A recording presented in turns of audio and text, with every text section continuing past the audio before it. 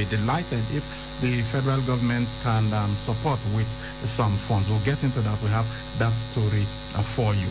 The Nigerian National League, that's the NNL, that's where Bendel Insurance play. They said they are going to hold an emergency Congress on the 30th of January. Remember, they told us that the league is going to start on the 31st of January, but they've now told us that there will be an emergency Congress on the 31st of January, and then it is from then that we'll know exactly when they are going to start.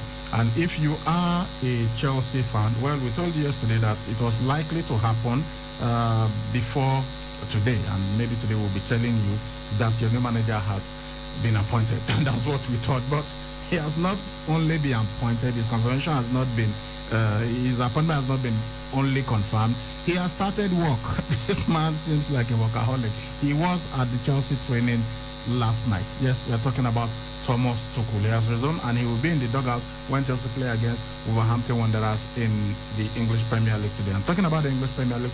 Arsenal were in action yesterday, same as Manchester City, and they both won. We have all the results. Plus the big game in Italy, Inter Milan versus AC Milan, Zlatan Ibrahimovic versus Romelu Lukaku. What went down? We are going to give you all the details, plus everything happening in other sports. Good morning. Welcome to Sports Fiesta, your authoritative ride into the ever-exciting world of sports, daily on 90.7 KFM, Benin City. My name is Salih Ibrahim, but they call me the Sports Ibracadabra because I do sports presentation and analysis with a touch of magic. Agosa Agbeka, the sports maestro, is also here, as well as Nancy. All right, guys, let's get into it. Edo State is ready 100% to host the National Sports Festival. Confirmation came from the executive governor of the state, Godwin Obaseki. He said this yesterday when the main organizing committee of the National Sports Festival, they paid him a courtesy visit. So let me read directly from the statement that was released yesterday. The Edo State Governor, Godwin Obaseki, has said the state is ready to host the National Sports Festival, but expressed fear of lack of funds to host 11,500 athletes and officials at the 20th edition of the Sports Festival. Obaseki disclosed this when he received members of the main organizing committee, MOC, from the Federal Ministry of Youth and Sports Development and the local organizing committee, who paid him a courtesy visit in Benin City. The governor said COVID-19 pandemic has taken a toll on the finances of various states and countries across the globe, and Edo State is not left out. He noted that the impact of the virus might have a negative effect on hosting the game in the state. He said, this is a direct quote now, "Since March last year, you know the financial strength of most states, sub-nationals and countries. For us as a state, we are ready to host, but don't have the funds at this point in time to host the game. This is the plain truth. If the federal government, however, in its wisdom, decides to bring the funding for the games, we will be too willing to host the country. We have to live with COVID-19 because it has come to stay. Even with the vaccination, the virus will still be around. Canceling the game is not the solution to this issue. We have to sit down and look at all these issues critically before reaching a final decision." He went on to say, beyond the games itself, which is an instrument of unity and a way of engaging the youth, there is the Tokyo Olympics to prepare for. But how do we prepare for the Olympics without Edo 2020? Can we afford to expose our young people to the dangers of COVID-19, or will there be other Olympics in the future? We have to balance these things. We have to make a decision whether we want to go to the Tokyo Games. If we want to, how do we prepare Nigeria's contingent? Where are the trials? Then earlier, the leader of the delegation from the Ministry of Sports, Nebulisa Anako, he expressed delight with the facilities inspected by the committees for the games slated to commence on the 14th of September through to the 14th of February through to the 28th of February. He said that the facilities show that the state is ready to host the nation. We are here in the state to look at the preparedness of the state and determine how it would be hosted in a safe manner considering the pandemic. What we saw while inspecting the facilities for the games gladdens my heart. It shows that the state government is prepared to host the games. We are also looking at funding for the game. So that's what he said. And of course, we had the governor of the state there, Godwin Obaseki, the deputy governor of the state, Right Honorable Comrade Philip Shaibu was also there. Chairman Organizing Committee, Nebe Olisa Anako, was also there at the meeting along with other members of the committee. So that is the situation. Edo State ready to host the National Sports Festival. Facilities, everything are in place, but one major snag right now is funding. The state says, well, while we are ready, we've got to also look at our finances. COVID-19 has negatively affected everybody. So right now, at this moment in time, we don't have enough money to host this National Sports Festival. And the main organizing committee also, they said, yeah, we are looking at funding. So maybe in the next coming days and weeks, we'll hear something from the federal government. But as it stands right now, Edo State ready, but funding is an issue. Well, I think it's really good, positive news coming out, and I'm sure the athletes and the coaches and all that will be at the National Sports Festival will be very happy right now because of the good news that they are hearing. Yes, there's no problem with our solution, and I haven't highlighted how COVID-19 has ravaged the whole economy, worldwide. I think the state needs support at the moment, because you cannot host over 11,500 athletes, and coaches, and you expect it to be an easy one. And this is the preparation for the Olympics. So I think the federal government, I'm sure they are going to come in, because we've got a sports minister who knows his onions, who knows how to get federal government and multinationals, to sponsor or to rather support sports development. So for me, I think all we need to do as the state is to ensure that, yes, now that we are set, then we have to push to ensure that there's support from the government on time in order for them to put other things in place. Even the Tokyo we are talking about, they are going to be spending additional billions of dollars, even right now, at this moment, we are not 100% sure that the Tokyo Games will take place. There is another story on that, yeah, because of the COVID. So I think following the COVID issues, so many things have gone wrong. So I think the federal government, I'm sure, in the next few days, the sports minister will do something, and the government will come in and support those states. Hopefully, the event will come around. And everybody will benefit from it, both the athletes, the coaches, and those that will do businesses around the stadium. So it's going to also create jobs and all that. So I think it's going to be a huge one. So, but it's supposed to start on the 14th of February. Today is the 27th of January. Yeah. So just 2 weeks and a couple of days left. At this point, it's almost impossible that it will take place, because if it was going to take place at that time, athletes should have been in camp.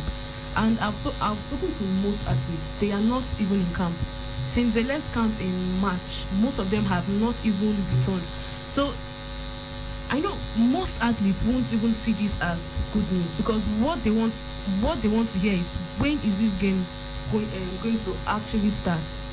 Well, for now, it is the 14th of February. They've not said categorically that it's not going to hold. What the governor just said is, we are ready, but for now, funding is an issue. So, you know how things are done in Nigeria. Funds will be released overnight. Yeah, if the funds are released right now, the coaches, they know how to get the athletes, up and running. Though I'm sure, as an athlete, I'm sure some of them will be doing their practice. Yeah, even if there is no official campaign, but they are engaging in activities. There are sporting activities going on. Yeah. So, and even whenever we drive around town, we see as early as 6:30 to 7, we see sportsmen and women doing their normal workouts and all that. So I think it's good to keep fit, so that by the time they open the camp officially, then they will have a few days to just put this through. But I think better preparation, or early preparation is better. But all the same, I'm sure they must have looked at all these and said, okay, we are ready. So camping is not an issue. I'm sure once the funds are released, then they know what to do. So hopefully it will come around, and just hope that it will see the light. We are looking forward to the National Sports Festival.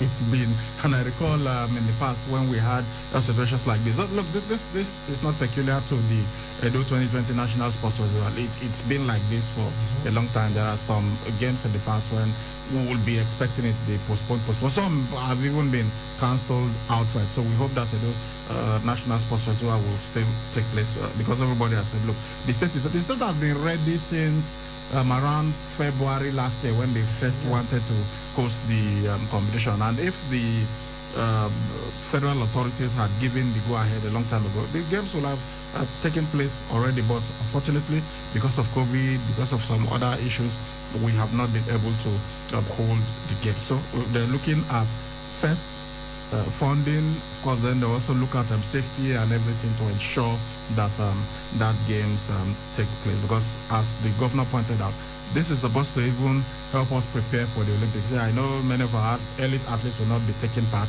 They have other preparations that they are going to be engaged in. But the national sports, you are supposed to have the National Sports Festival a couple of months before the Olympics so that you can prepare your athletes very well. Your athletes are even supposed to be in camp for months before the National Sports Festival. And after that, you now select the athletes that will be going to the Olympics, put them in camp, and you prepare. And look, as they've said, you don't prepare for the Olympic Games a couple of months. Even you don't prepare for the Olympics 1 year before the Olympics. You start preparing for the next Olympic the moment the previous Olympics ends. That's what you do. You must have a plan, a deliberate strategy to win you medals. Well, let's see how things will work out for Team Nigeria. All right, let's talk about the Nigerian National League, but we'll be doing that after we return from this break. We hear that they will be holding an emergency national congress to determine how things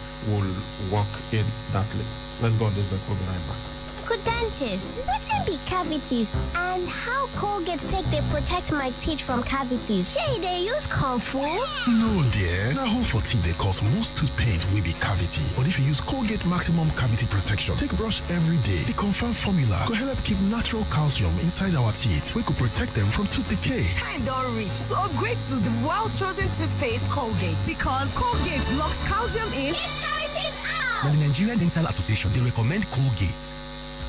When you think durability and great value for your money, only one name comes to mind, and that is Jasogwe Auto Care, a subsidiary of Jasogwe Global Network Cars and Heavy-Duty Vehicles. Solar battery made in Korea, Everstart battery made in Korea, and GS Yuasa battery made in Japan, and other batteries. At Jasogwe Auto Care, we are committed to making our customers happy with our affordable batteries, which are direct from the manufacturers. Jasogwe Global Network is a very reliable name in the sale and installation of CCTV cameras for your homes and offices, power backup solutions and components consisting of solar PV module, solar inverter, and sealed maintenance-free batteries. Visit us today at Jasogwe Global Network, 59 Akbakaba Road, Benin City, Nigeria, or call us on 0803-8624-858 or log on to www.jasogwe.com.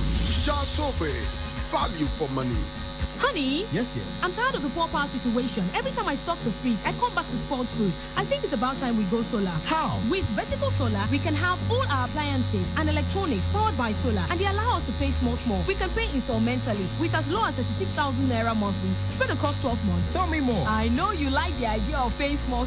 Vertical Solar range of products can power all household devices, including air conditioners and water pumps. What are the benefits of solar power? We are talking uninterrupted power supply, no monthly electricity bill, no more spending on generator, and no more generator noise. I see. But how can I locate Vertical Solar? Head now to 28 Country Home Metal Road off Ajib Junction, Sapler Road, Benin City, or Blossom Mall beside Stop to Shop stores, DBS Road, Asaba. Or you can call them on 0816-170-1105 or 0703-623-4843. You can also send them an email on info@verticalsolar.com.ng. Vertical Solar, your lifetime power partners.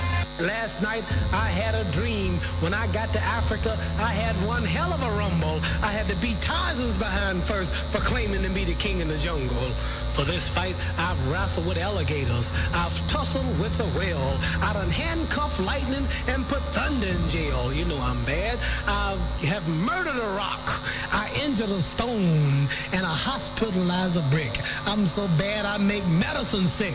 I'm so fast, man, I can run through a hurricane and don't get wet.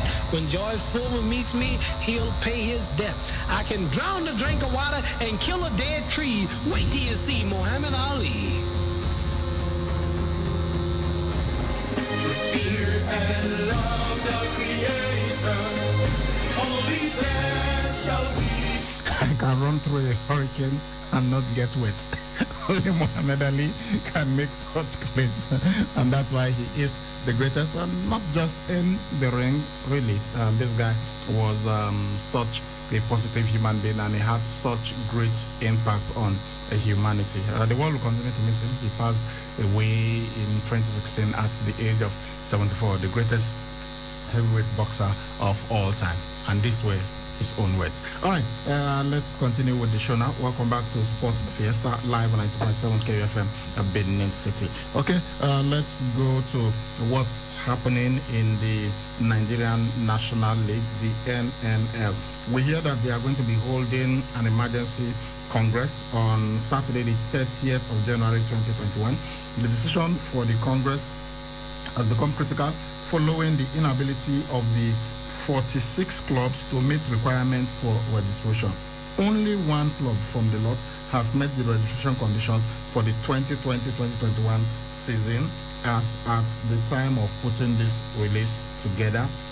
Subsequently, the development has necessitated adjustment of the kick-off date for the new season, earlier scheduled to begin Saturday, 30th of January 2021. And subject to Congress debate and ratification, the management of the NNL has adjusted the kickoff dates to Wednesday, the 3rd of February 2020. NNL has therefore urged all clubs yet to comply with the registration formalities without further delay on or before Monday, the 1st of February 2021. The non-compliance by any of the clubs it warned means automatic withdrawal from the league as enshrined in the NNL rulebook. The emergency congress is scheduled to hold at the Salt Lake Hotel, Abakaliki, the capital of Ebonyi State. They signed by Ama Idnis, the media and communications director of the NNL. So that is the situation. They said out of the 46, only one. I hope that one is Bendel Insurance. They didn't mention which is the one that is ready for everything, but we are hoping that it's going to be our club that is ready. So that is the situation. They said now it's going to be the 3rd of February, but that decision will be ratified by the Congress on Saturday. Okay, the Congress ratified it on Saturday. They were looking at on the 3rd, which is the starting date for the NNL. Then and up to now, only one has met the requirements and all that, but you have others who have not even completed their registration. So how sure are they that on the 3rd they are going to really start and everything will be,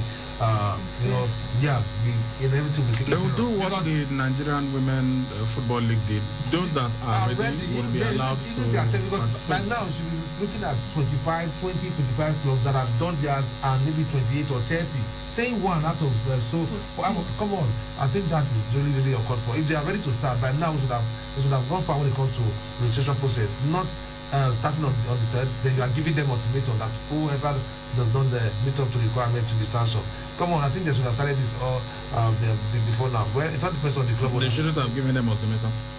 Giving them for this ultimatum, by now they should have known those that are ready to play, even if it's 15 or 20 clubs. They've told you that it is one, and that's why they are giving them the ultimatum. I don't understand. Are you saying what I'm saying is that how sure are they that I've just told you that they are going to do what the Nigerian Women Football League did. Let us not forget that the NNL was the first to go on break, even before COVID. They did not even conclude their previous season because of all of this. Some clubs were just not ready for the whole thing. And personally, I think the NNL is even too cumbersome. It's too big, Maybe they should think of reducing it. And if it is only 10 clubs that are ready to feature in the NNL, it should be 10, so that it will even be easier gaining promotion to the Nigerian Professional Football League. So that's the situation. The NNL, they are going to hold an emergency congress, and they are expected to ratify the new kickoff date. So they are not kicking off on the 30th of January anymore. It's going to be the 3rd of February. So that is what's happening in the Nigerian National League. Let's talk about the Confederation of African Football now, CAF. We hear that they have cleared Patrice Motsepe of South Africa and Ahmed Yahya of Mauritania to contest the presidency of the Confederation of African Football CAF that is coming up in March. That's going to be on the 12th of March. That is what we are getting from the Confederation of African Football. So the FIFA Review Committee, they've now said that both men can contest that election.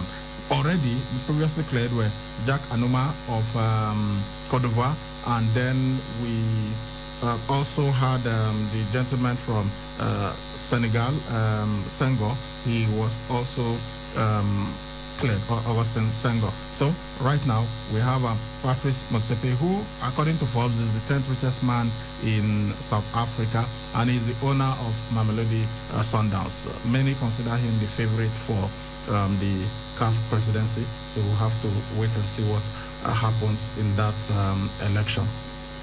Yeah, I think we are counting down to the elections, and it's not going to be easy because we are going to be having a new president when it comes to CAF. Because now that the incumbent president has not been cleared to contest, that means we're going to be having somebody new. But then I think it's going to be, to me, maybe Motsepe, that's the Mamelodi Sundowns owner, and he's a very, very fantastic administrator. He has really won laurels with his team and all that. So bringing that knowledge into CAF, well, I think one will have to start from somewhere when it comes to experience in leadership when it comes to such a position. But all the same, I think now that they've declared, let's see how the election will go on that day, and the results, depending on the swing. But so far so good. I'm sure the candidates, they all have supporters. They all have huge support from different quarters that will give them the ticket. So all the same, it's good luck to all those that are played and those that are qualified to contest. But so far so good. I think we need a big change in African football than where we are at the moment.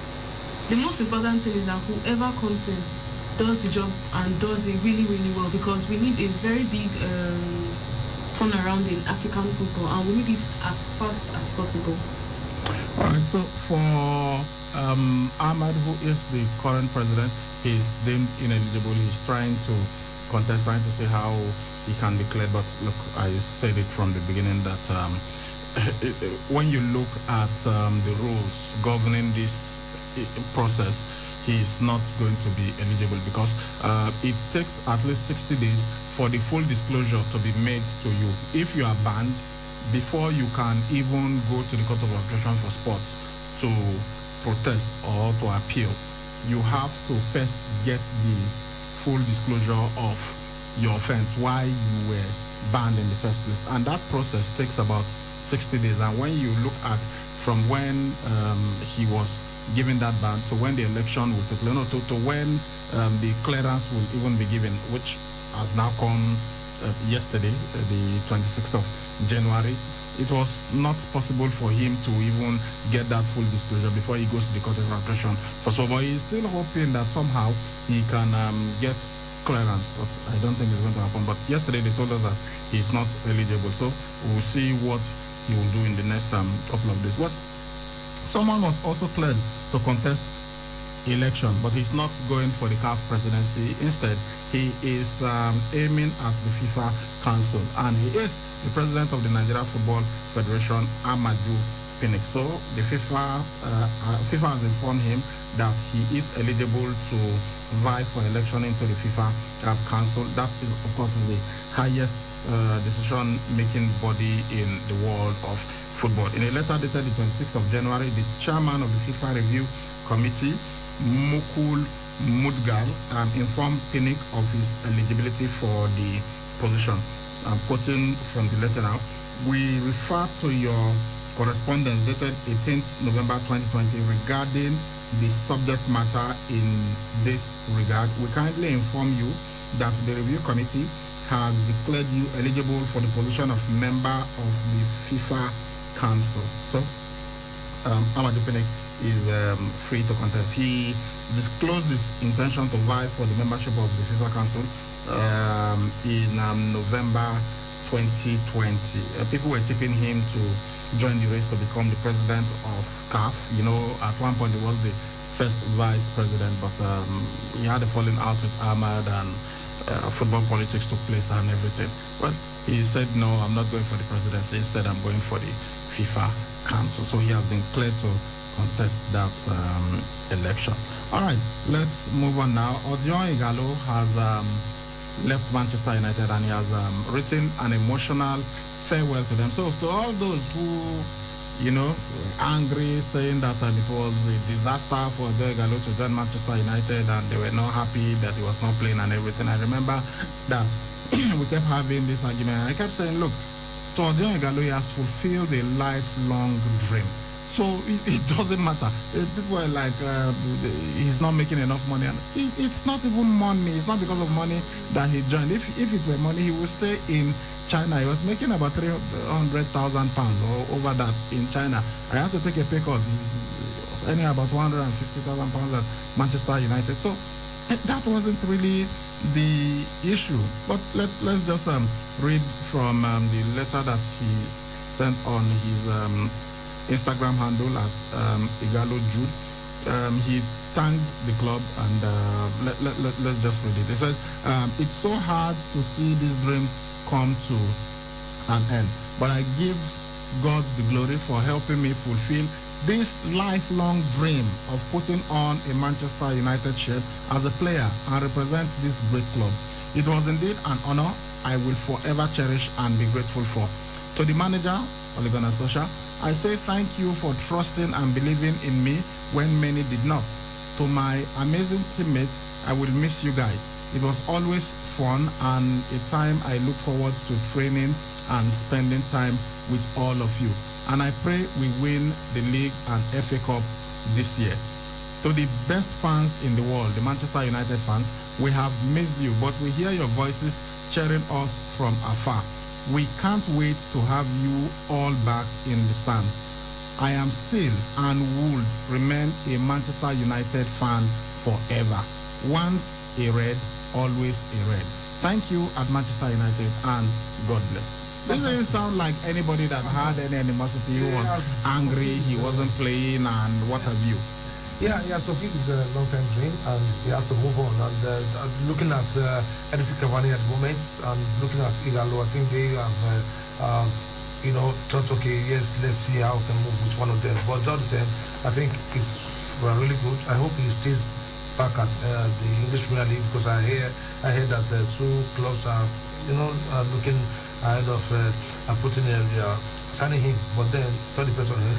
Wherever he chooses to go, he's still a good striker. He's still got like 2-3 years left in the stand before to get up retirement. So he still got a whole lot to offer. So I wish him all the best as he gets set to join on the club.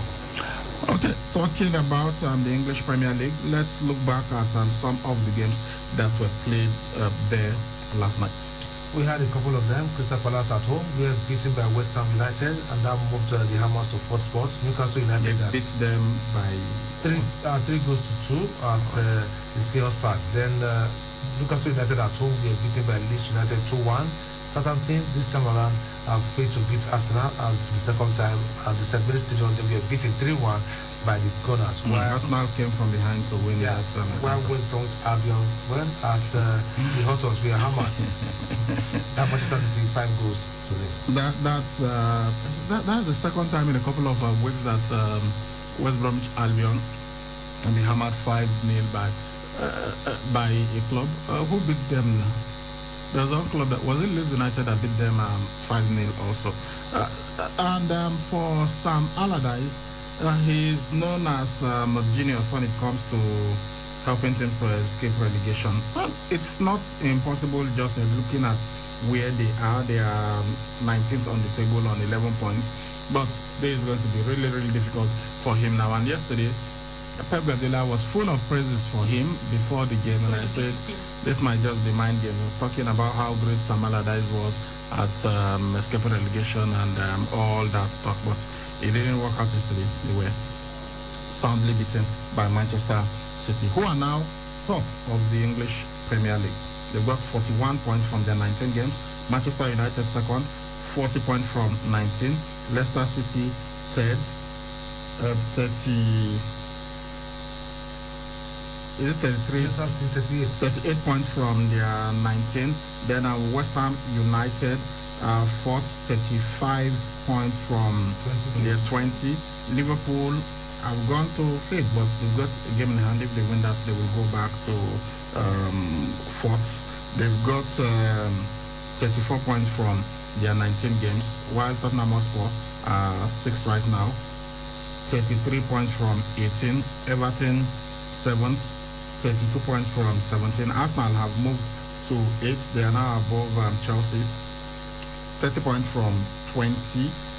Aston Villa 9th, 29 points from 17. Then Chelsea 10th, 29 points from 19. But Chelsea have got a game in hand on Arsenal, and they're playing tonight. They win tonight against Wolverhampton Wanderers, takes them to 7 spots where Everton is currently occupying. So I think a win for Chelsea will be so massive, because right now, looking at the way the table is and the competitiveness, one will have to be really serious if you want to be among the top 4 at the end of the season. We saw how the table has been turning,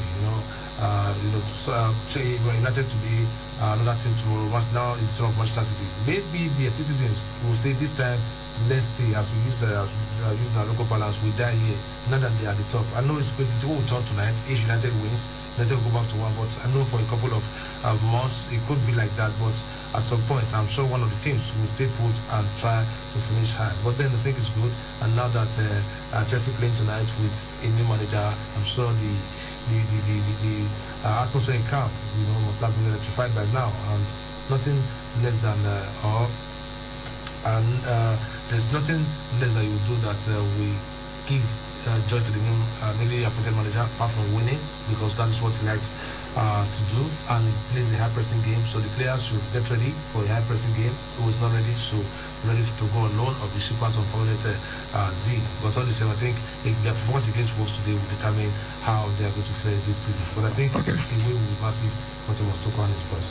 For us, Mikel Arteta, he dedicated the victory over Southampton yesterday to Pierre-Emerick Aubameyang, their captain and top striker. He could not play that game yesterday. They said for personal reasons. They don't know what the issue is. So Mikel Arteta dedicated that victory to him. Let's look at the result, the fixtures for tonight. Okay. Burnley will be playing against Aston Villa. As we already told you, Chelsea will take on Wolverhampton Wanderers. Brighton and Hove Albion versus Fulham. Everton will take on Leicester City, and Manchester United will play against Sheffield United. All right, we also had an FA Cup game yesterday. Yeah, AFC Bournemouth at home, they beat Crawley Town 2-1. So they've also moved to the 5th round. Okay, so yesterday, Thomas Tuchel was appointed by Chelsea, and he immediately got to work. It's like they maybe told the players to hang on. Perhaps they were not training in the morning.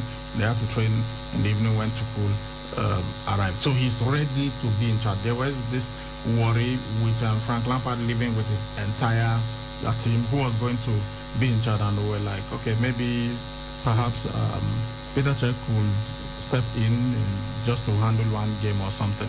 But it's going to be the new boss, the new sheriff in town.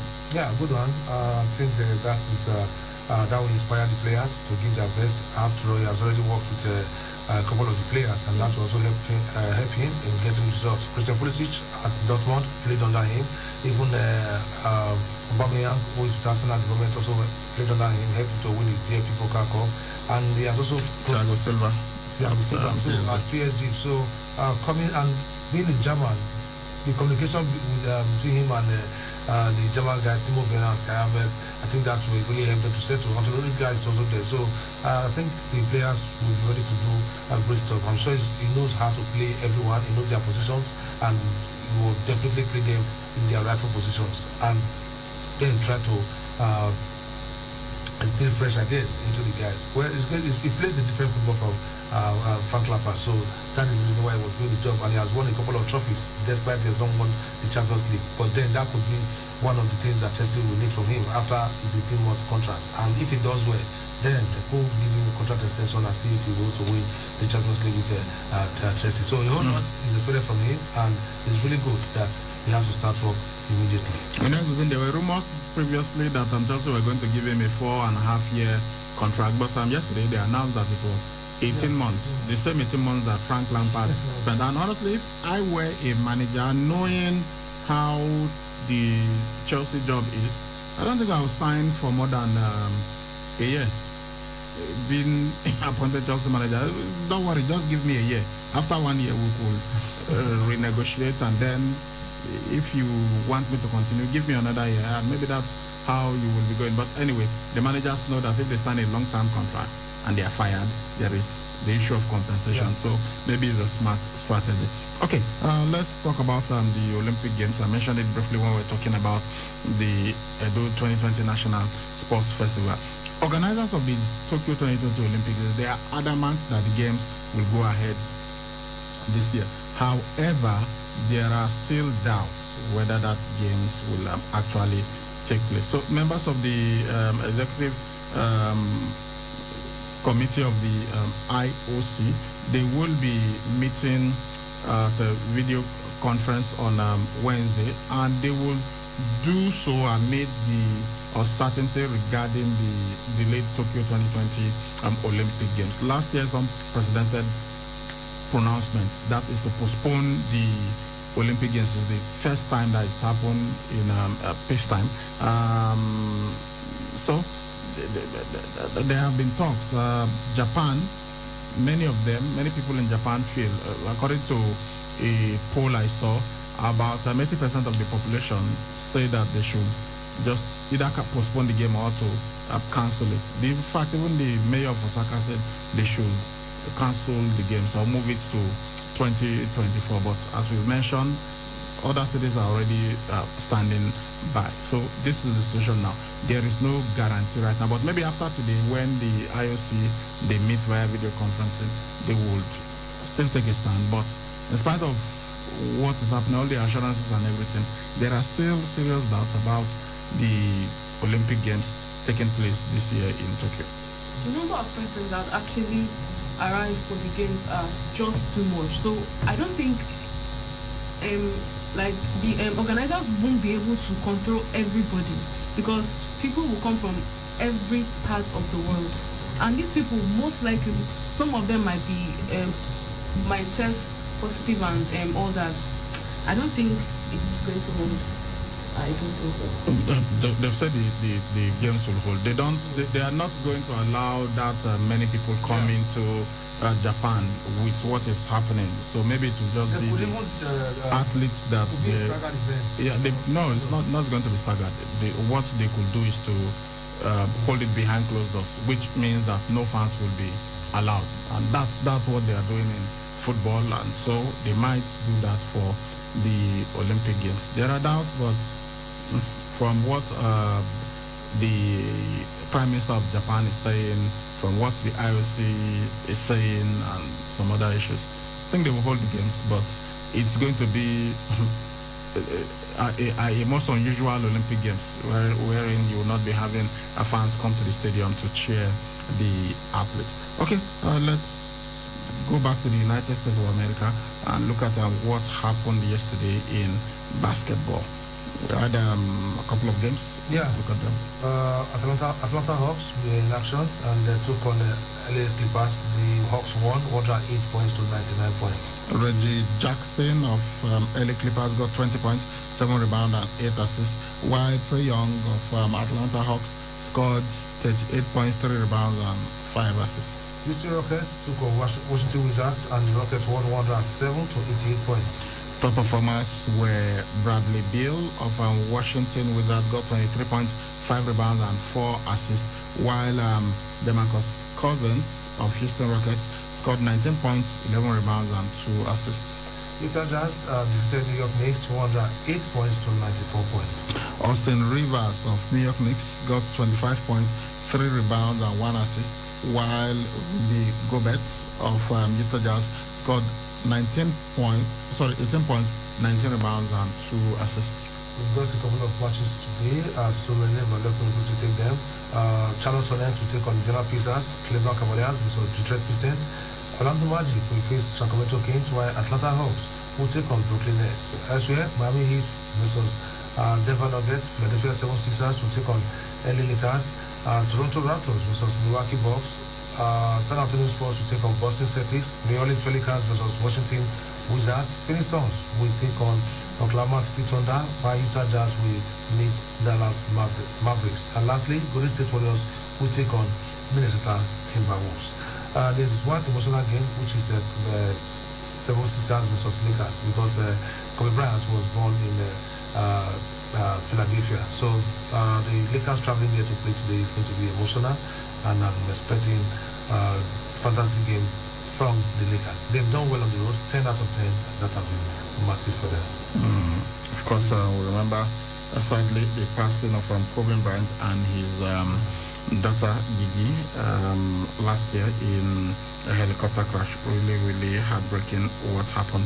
But as I said, life goes on, and I'm sure Kobe Bryant will be delighted that the LA Lakers went on to win the title, and then he has someone that he called his younger brother right now playing for the Lakers and doing remarkably well, talking about LeBron James. He became the oldest player since Kobe Bryant to score 40 plus points in a game during their last encounter. So let's hope that things work out well for Kobe, for the LA Lakers, as they honor Kobe Bryant. All right, let's look at your text messages now so that we don't leave any. This one says Lampard lied to himself taking the Chelsea job after only a year in management. Club legendary status not enough. He just isn't ready and good enough for the job at Tinosa. Well, Lampard had other job offers, but because it was Chelsea, he just could not say no to them because he loves the club very much. Good morning, guys, in the studio. I'm Victor from Ubawa. Those goals that are being scored by football players during preseason, are they counted as official goals? If Pele insists on scoring over 1,000 goals, no, they don't count those ones as official goals for the season or for the player. Oga Ibra, which one is Gangnam Style of football? You are hyping him now. I see him as a potential ex-Chelsea manager already. I don't see anything spectacular in his CV. Well, maybe you should go and look at his CV again, or maybe, I don't know, if you are not impressed by his CV and you've not heard of Gengen pressing, then maybe your knowledge of football isn't what it should be. So perhaps you should try and educate yourself more on the stats. This word says, good day, men of sports. Please, is there transfer to Bayern Munich? Someone from Ura. Okay, maybe you're asking about the transfer news regarding Bayern Munich. Is there anything big happening at Bayern Munich now regarding transfer? Good day, men of sports. The caller that said relegation teams from the top 4 leagues don't beat champions clearly doesn't watch any other league. Alaves beats both Real and Barcelona just this season, and other countless example. It may not happen every time, but it does happen. Let's at least stick to the fact. Philip from GRA. Yeah, Philip, you're right, but I think you should also understand that when people say these things, in the La Liga, it's only Barcelona or Real Madrid that wins. In the German Bundesliga, it's only Bayern Munich. In the French Ligue 1, it's only Paris Saint-Germain. In Italy, it's only Juventus. They are not saying other teams don't win, and but most of the times, these things don't happen. Yes, you are right that smaller clubs beat, even Bayern Munich, they've lost to clubs that you maybe do not expect we're going to beat them, but it doesn't happen often. So that's, we understand when people call in and they say only in England do you see small clubs beat big clubs. It is not factual, it's not like that is 100% correct, but we understand it in football. And when we are talking football, every analyst, every pundit understands that kind of talk. Okay, so that's why sometimes we ignore this. There are other times when we try to put the facts to them, but we understand what the person is saying. It doesn't happen. You look at the last 8 seasons now in Germany. It's been Bayern Munich. Of course, it doesn't mean that only Bayern Munich has won the Bundesliga since its existence. When we say Paris Saint-Germain have dominated, a couple of seasons back, Monaco actually won the league. Yeah, but it kind of pales into insignificance when you compare it to the number of times that Paris Saint-Germain have won the league. You look at the Italian Serie A. Yes, Juventus have dominated, but AC Milan, Inter Milan, and other clubs, Roma, they've all won the league in the last 15, 20 years. But because one team is dominating, that's why they usually say this. But when you look at the English Premier League, to even retain the league is very, very difficult. Since 1992, only Manchester United, Chelsea, and Manchester City have been able to retain the league, as in win it this year and you go on to win it the next year. Only Manchester United have even won it 3 times consecutively. But you look at La Liga, Barcelona, I think they've won like 5 times consecutively at one point. You look at Italy, Juventus 8 times consecutively. You look at France, Paris Saint-Germain. You look at Germany, Bayern Munich, and so on. So that's what they're saying. So we understand these things. Well done, men of sport. Is Bakayoko still a Chelsea player? I think the incoming coach should sign good 10 and 4 to build a strong team. Ike from Oselo. Yeah, I'm guessing you're talking about Antimo Bakayoko. Yeah, he's still a Chelsea player. He's out on loan now, but he still remains a Chelsea player. I think he's at is it AC Milan? He left AC. What club did he go to? He played for AC Milan at one point. Then he now left, I think, Napoli. Let me check. Yeah, I think he's on loan. Is it back at AC Milan? But he's on loan. Yeah, he's with Napoli. Napoli now, yeah. It's Napoli. AC Milan, yes. It's not Napoli. Good day, sportsmen. Draxler should stay at PSG. We don't need him again. Arsenal were begging him to come, but he chose to go to PSG. We beg Guendouzi to come back. Granit Xhaka from Ikoba Hill.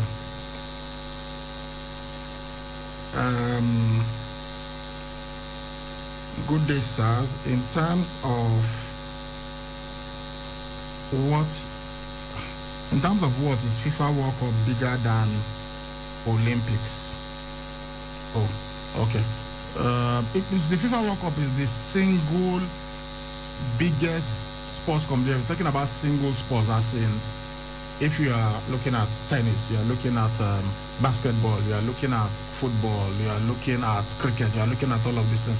The FIFA World Cup is the biggest single sports competition in the world.